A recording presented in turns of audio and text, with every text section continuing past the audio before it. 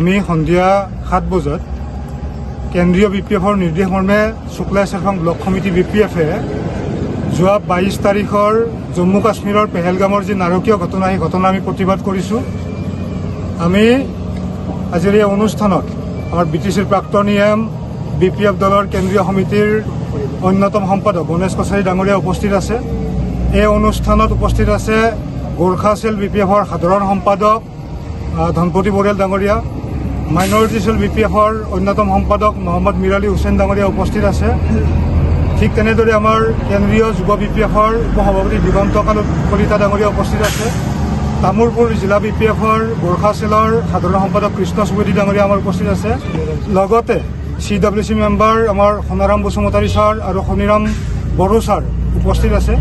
লগতে শুক্লা চেৰফাং block committee BPFৰ শ্ৰদ্ধাৰ উপসভাপতিসকল, সম্পাদকসকল প্ৰমুখ্যে দলৰ বিভিন্ন পৰ্যায়ৰ নেতাকৰ্মী আটাই উপস্থিত আছে।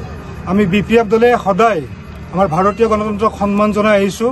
আমি ধৰ্ম নিৰপেক্ষতাক সন্মান জনাই আহিছোঁ। আমাৰ কাৰণে সকলো ধৰ্মই সমান।